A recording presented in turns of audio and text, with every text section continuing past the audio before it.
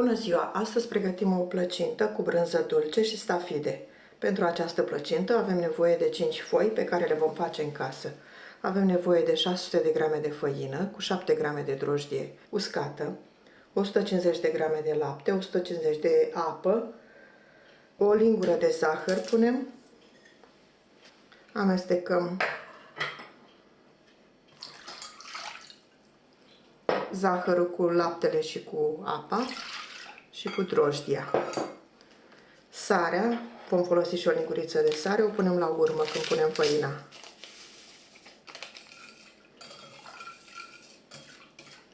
Punem și făina puțin câte puțin și formăm un aluat potrivit, nici moale, nici tare.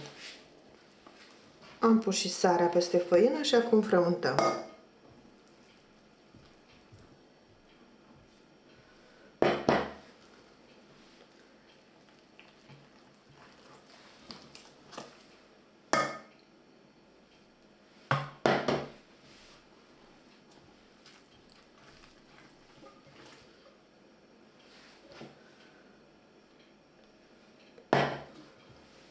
Punem făina puțin câte puțin. Vom mai avea nevoie de 200 de grame de făină și când vom întinde foile.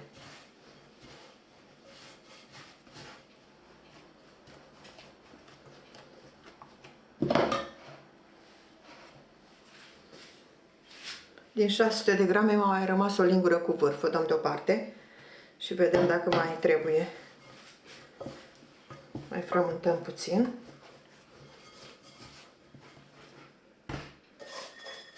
Frământăm puțin aluatul și pe masă.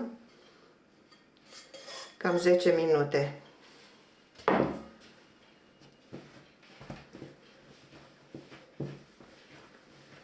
La plăcintă este bine să frământăm aluatul măcar 10 minute.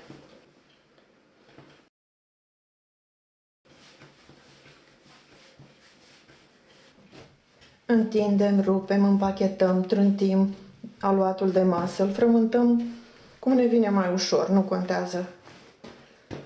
Totul e să fie bine frământat.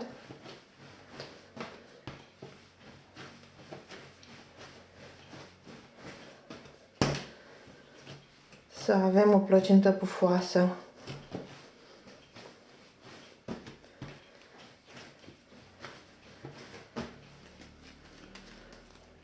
Aluatul s-a schimbat, a devenit mătăsos deasupra, elastic.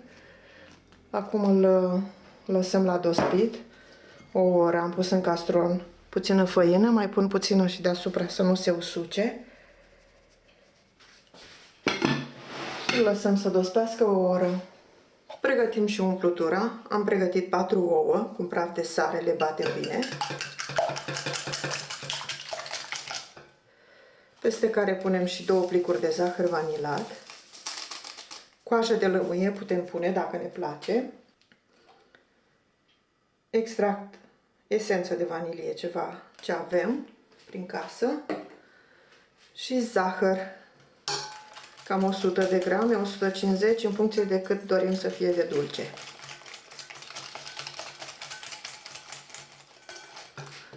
Am mai pregătit 800 de grame de brânză proaspătă, câteva stafide dacă ne plac, dacă nu, nu, și 2-3 linguri de griș în funcție de cum va fi compoziția. Mai punem mai mult sau mai puțin, să nu fie prea subțire.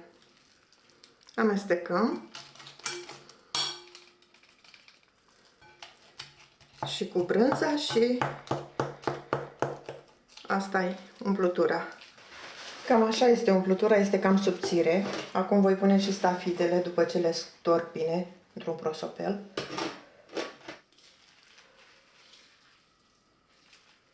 Gustăm umplutura să vedem cât e de dulce, dacă mai vrem, zahăr, dar oricum. Mai sunt și stafidele dulci, nu mai punem. Și griș. Pun 2-3 linguri. Cât timp așteptăm să dospească aluatul, grișul se umflă. 3 linguri am pus. Și așteptăm să dospească aluatul și vedem la urmă când o să modelăm plăcinta, dacă mai trebuie sau nu. Aluatul a dospit după o oră. Modelăm plăcinta. Mai avem nevoie de 50 de grame de unt, 50 de grame de untură și 50 de ml de ulei pe care le punem să se încălzească împreună, să le amestecăm și le punem peste foi după ce le întindem.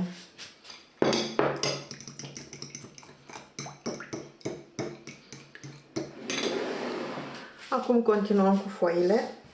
Împărțim aluatul în 5, mai avem nevoie de încă 200 de grame de făină, am pregătit. Vom face 5 foi.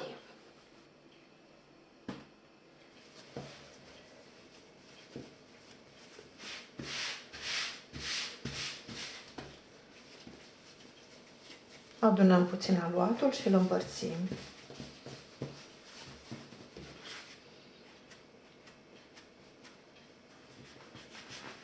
Îl rotunjim, îl facem biluțe.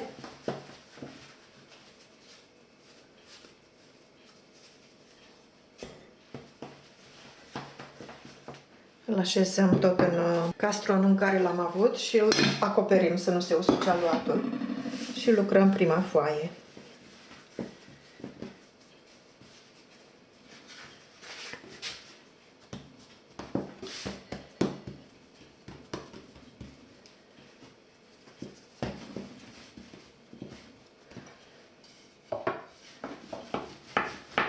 Întindem o foaie subțire.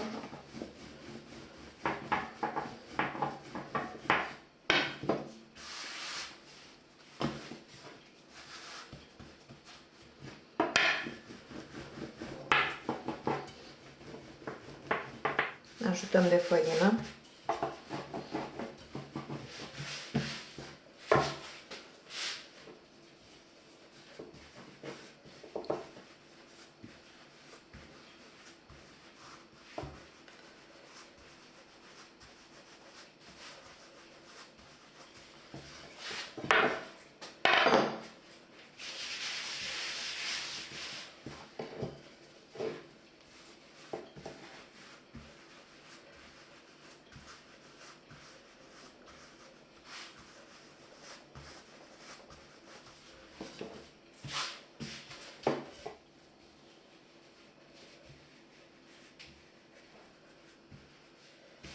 Am întins foaia cât de subțire am putut.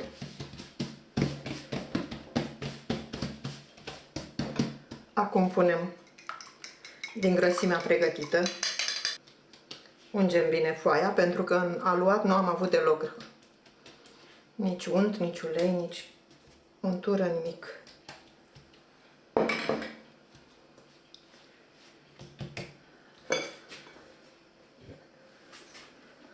Acum punem și din brânză.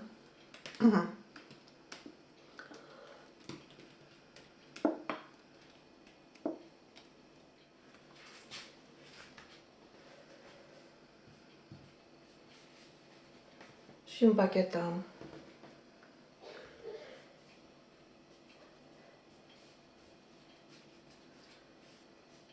Rulăm cât mai strâns.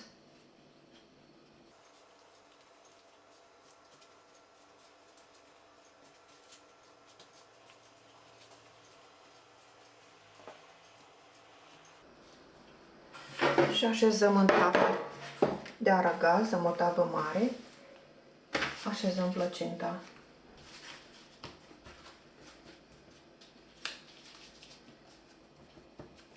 Așa continuăm cu toate foile. Am ajuns la ultima foaie. Foile se întind foarte ușor. Aluatul este foarte bun.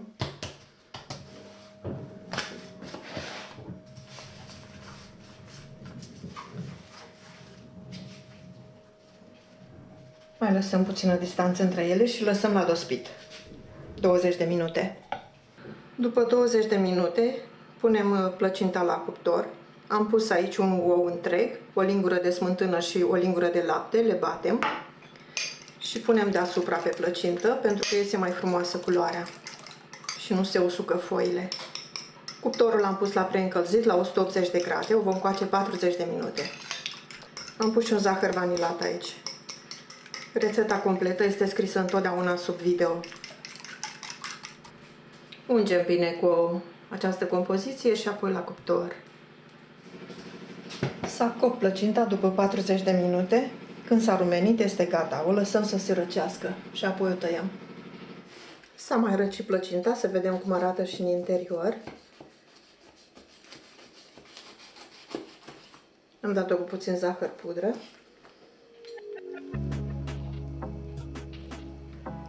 Și pufoasă, și foi subțiri, și gustoasă.